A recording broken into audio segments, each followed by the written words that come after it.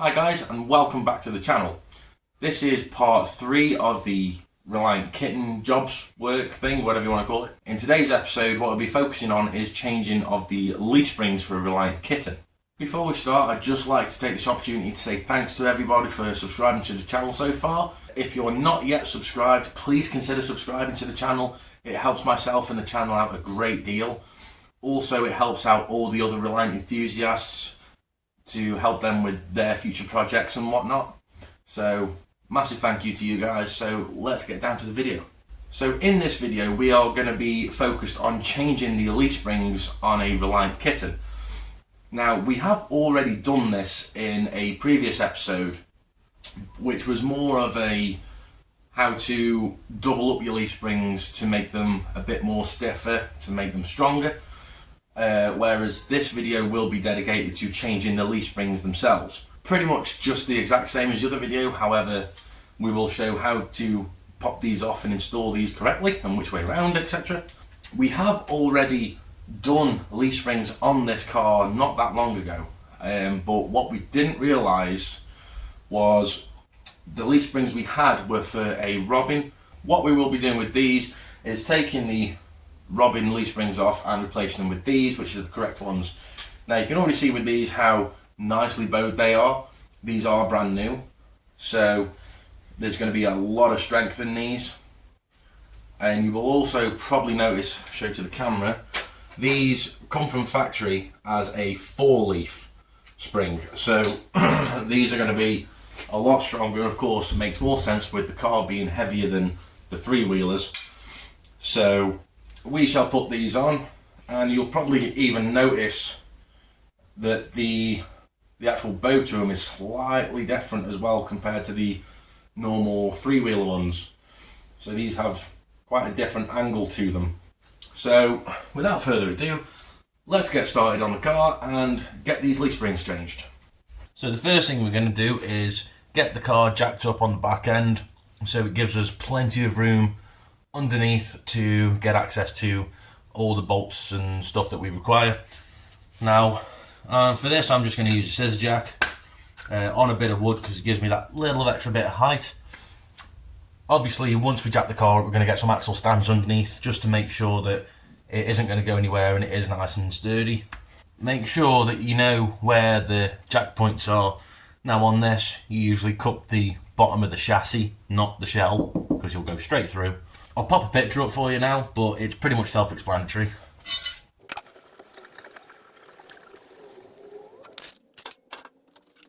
Once your axle stands underneath the chassis, just take your jack off and then work round to the other side. So same again with this side.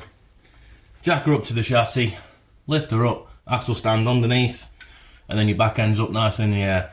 Now, it's important to do this on level ground. However, if you haven't got level ground, it's very important you get some sort of a piece of wood or a brick or something underneath the front wheels just to stop the car from rolling away.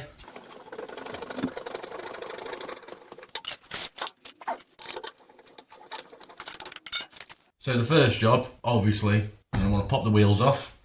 Now this gives you a lot more access to the U-bolts behind that holds the axle to the leaf springs.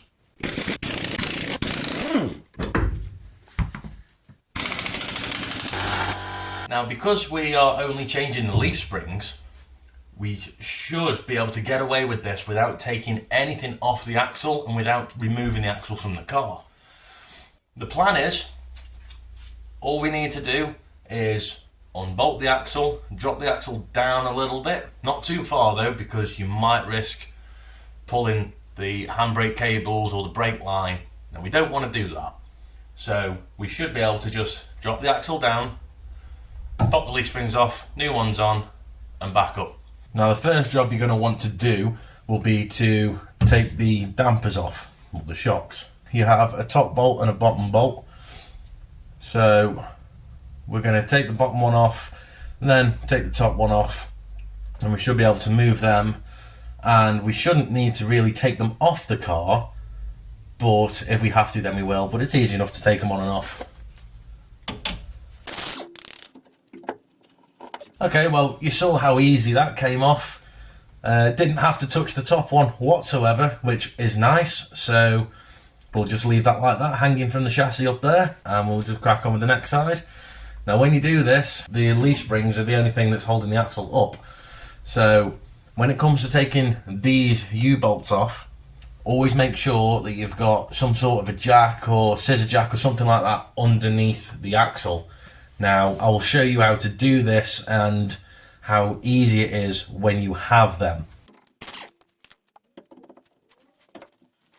Remember, when you're doing these things, always remember to put your washers and your nuts back on. This way you know where they are. They're not going to be kicked underneath something or lost. So when you come to put it back together, you've got everything where you started. Okay, so you can see here I've got my scissor jacks set up both sides. Now the reason I do this is because what I can do is when it comes to undoing the U-bolts on the sides, I can take the weight of the axle so the axle doesn't drop on me. So I can easily just adjust that. You see it's pushing the axle up just like that.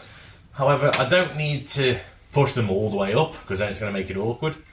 So you can see that's loose, so I just go up and then just take a little bit of pressure off it like that, and then that allows me to undo the U-bolts on both sides. So let's undo them now. So now we're at the stage of taking these U-bolts off. Now there's 8 nuts on each side. Now you have the main nut, and then you have like a locking nut on top. So like I said on the previous video I did when I did this, grease is very important. You want to grease these as much as possible because they don't always come off that easy. Trust me, when I first did these ones, we had an absolute nightmare trying to get these off. You would not understand. But I know that these are greased, so these will come straight off. Now I haven't got to worry about the axle dropping because we've got the scissor jacks underneath that's taking the weight for us. So these will take a 17mm socket. So we're just going to whiz these off now, and then this side of the axle will be free.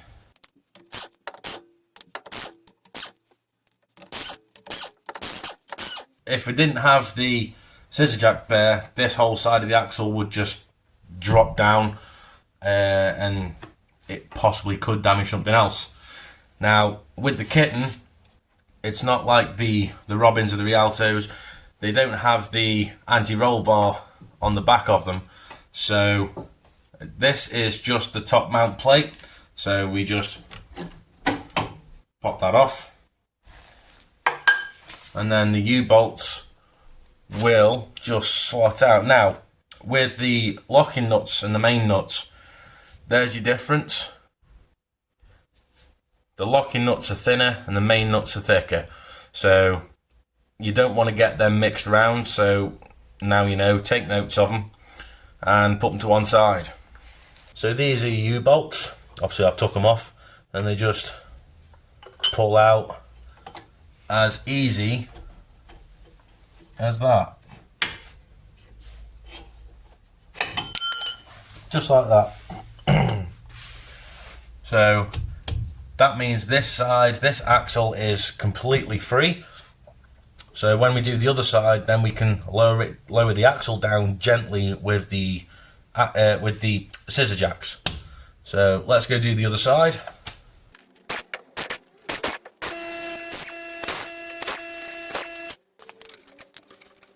So here we have everything off both sides of the axle. The dampers are off the axle. So the axle is now loose. So what we're going to do is just use these scissor jacks, gently drop the axle down, and then that will give us access to the leaf springs, and we can pop them off, pop the new ones on. Sorry if the camera angle's a bit awkward.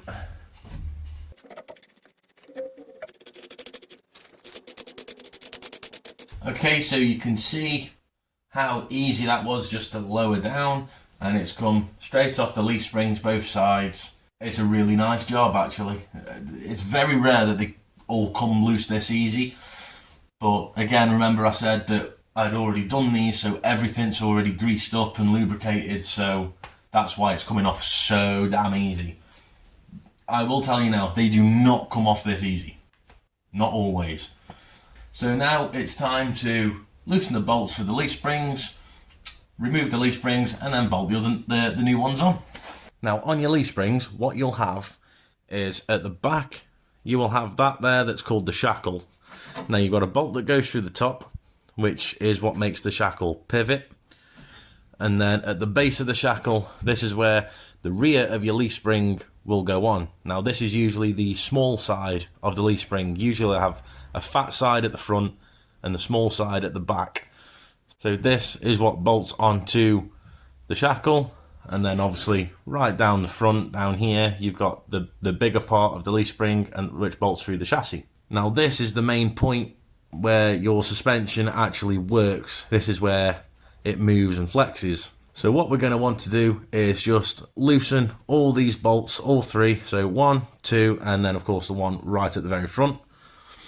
And then once these are loose, then we can unbolt these two properly, slide the bolts out, drop the leaf springs, new ones in, and then we can get them set and ready to bolt up. This is the easy side. The fuel tank side is the more awkward side because there's a lot less space there.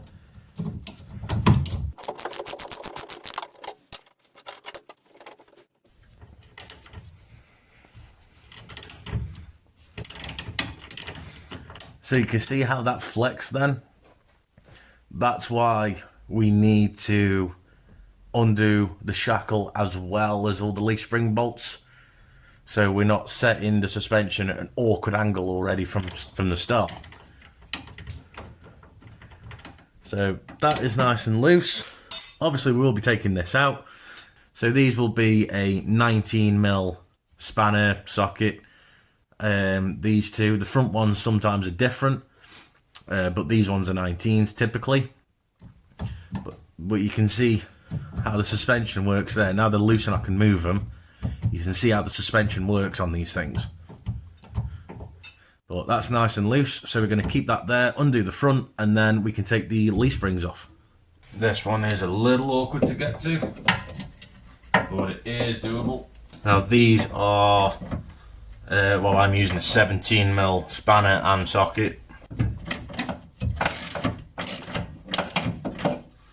Okay, so that was, again, nice and easy.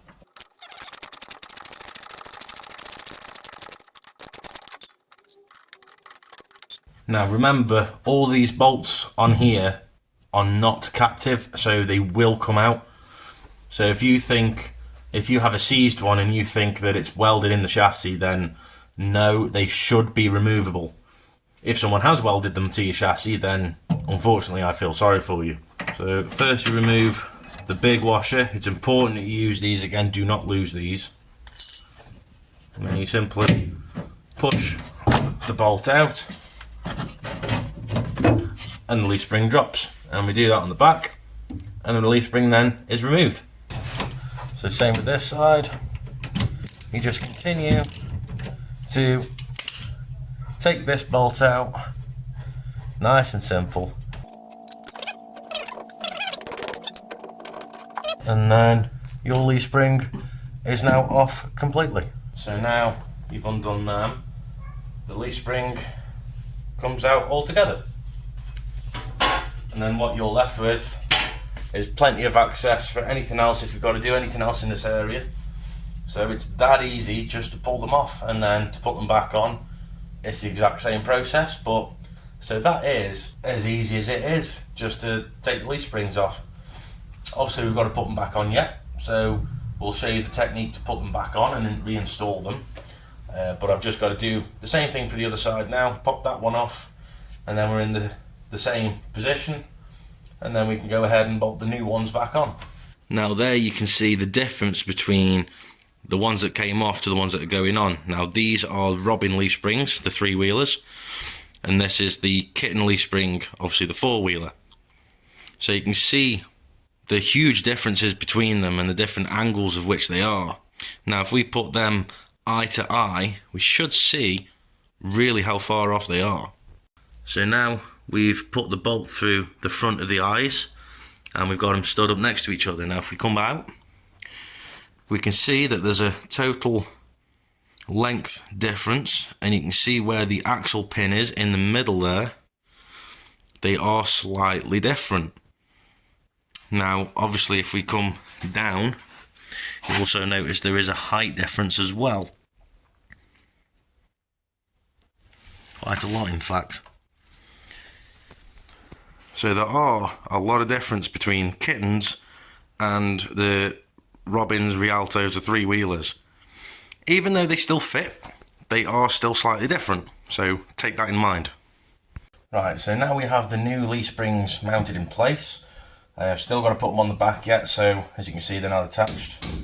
So what I'm going to do, I'm just going to put the nuts on, and I'm not going to tighten them because you don't want to tighten them just yet. What you need to do is you need to put them on loosely, and then you need to get the axle bolted to the leaf spring, and then you have to raise the axle up, and when we come to it I'll explain why. Okay, so when we come to put the back on, as you can see the shackle's nice and loose, so then we line these up and then put the bolt through the shackle wherever it lines up. Can be a little bit finicky.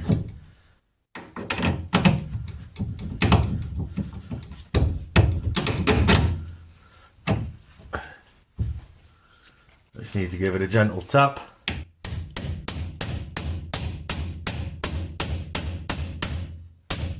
Like that. So now that's bolted up, we won't tighten these because we need to still move the leaf springs. So now we come to bolting the axle onto the leaf spring. So let's do that. Okay, so when it comes to putting the axle on the leaf spring, what we need to do is underneath here, as you'll see, the little pin, little locating pin. Now in the axle, don't know if you can see on the camera, but there's a little hole on the top of this plate. Now that pin has to line up inside this hole. So this helps again with the scissor jacks. So we can just gently lift and then move this axle and get it in place. Again, can be a bit of a finicky job.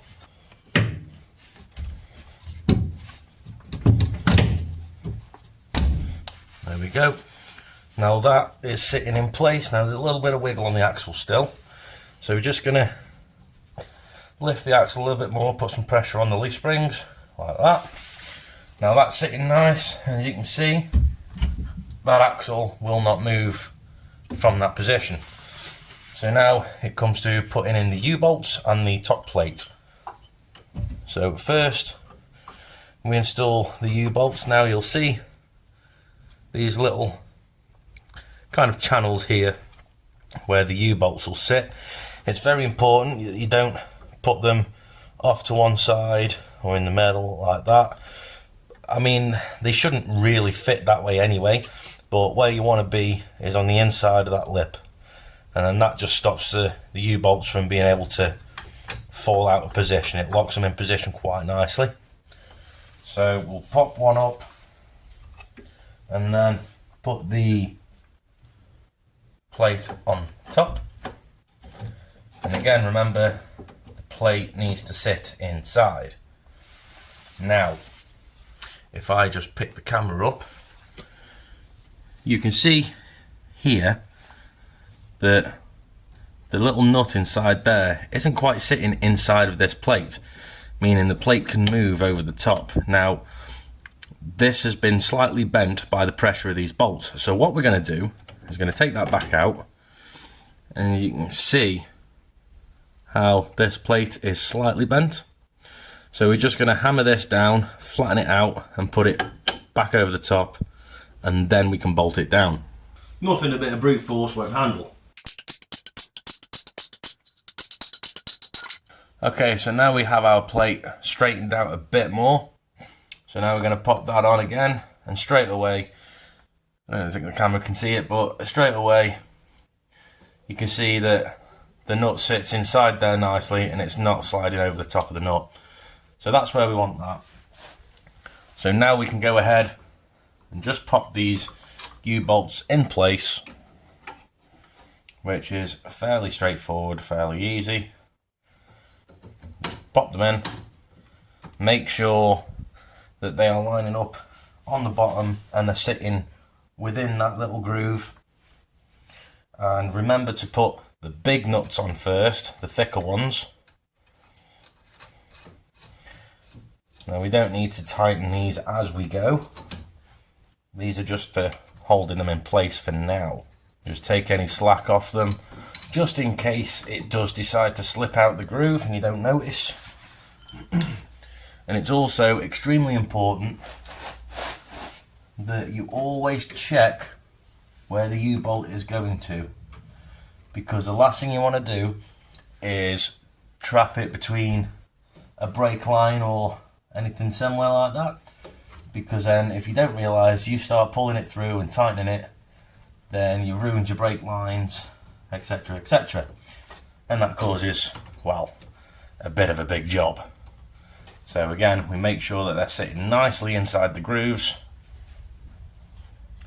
and then your big nuts go on first. And you want to try and tighten them in an equal way, because if you spend too much on one side, it's going to bring the nut up higher one side than the other. Don't forget you've got locking nuts to go on top of these as well. So what I like to do is try and get them probably around the same height on each one, and then I can really start going for it, counting the turns as I go, trying to keep them somewhat equal all the way round.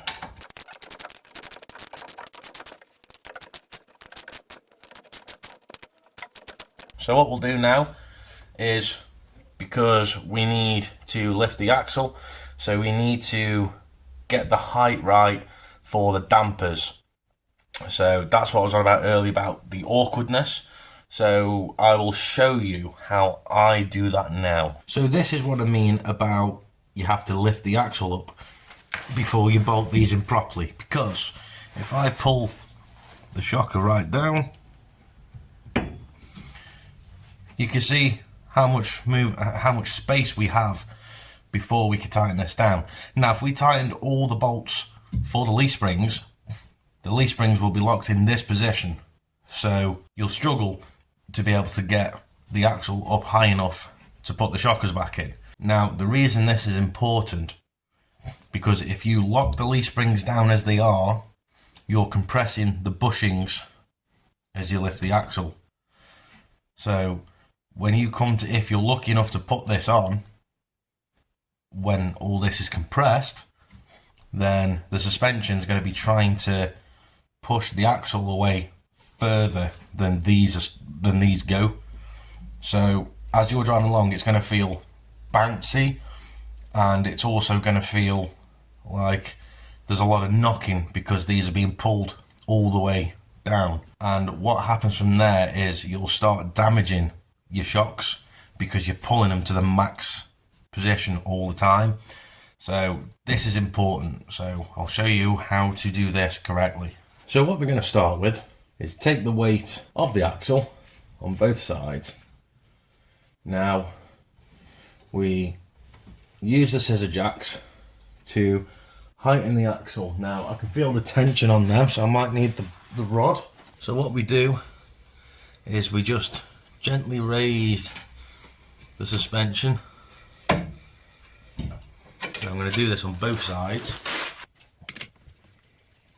Now I'm going to take these off, because when it gets to the right height, I'll bolt these straight in.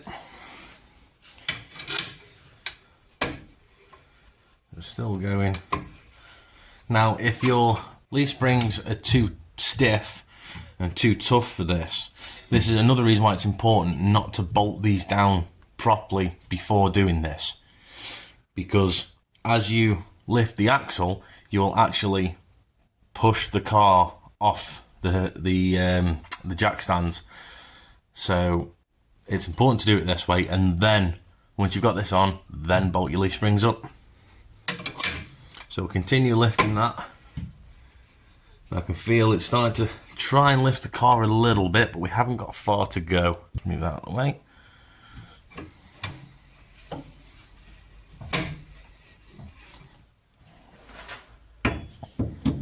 Still not quite there.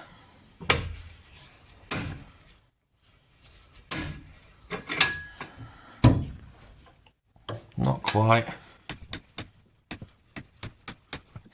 Now we're almost there. Now we are lifting the car off the jacks this side, but the suspension is still compressing. Very close now, very close. Now what we could do if we're struggling a little bit is drop the car down while something is underneath the axle. Now what you could potentially do here is try and pull the car down a little bit. Just like that, as you see that went in. So there you go. And then just quickly throw them on. And now we know that the axle won't try and jump down any further than this now. So we're just going to do that to the other side. But first, before we do that to the other side, because we're off the jacks this side, we're going to, now that's on, so then we know the axle's not going to drop any lower. So we're just going to let this car down and drop that back on the axle stand. Okay, now we're off this side completely, and this is holding up, so we're going to put the other side on, and then we can tighten up the leaf springs properly, and then we can pop the wheels back on. Okay, so now we're at the other side of the car, and we're going to do, again, the same method. Just going to quickly whip the nuts off there. Try not to lose it in the process. Alright, so this one's already under tension, as you can see. So we're just going to lift a little bit.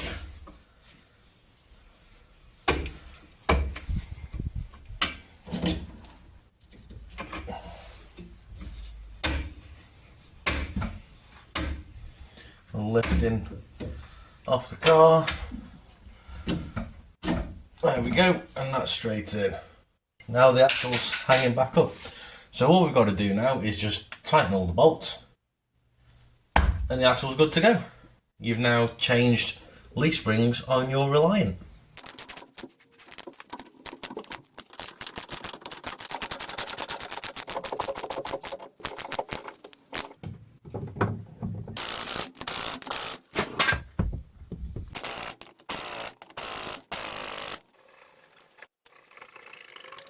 So guys, that is the end of this episode of how to change the leaf springs on a kitten. I personally absolutely love this car. It is a beautiful example of a classic kitten. Now it is sitting a little bit high on the back end, but they are brand spanking new leaf springs, so I'm sure after a little bit of time on the road they will bed in and sag back down. But as for now, I think it's a fantastic little motor and handles beautifully. Let me know if you've enjoyed these videos, and also don't forget to subscribe to the channel. As I said before, it helps me and the channel out a great deal. Also, let us know in the comments if you enjoyed this video and what kind of videos you would like me to do in the future. So with that being said, take care guys, and I'll see you all again.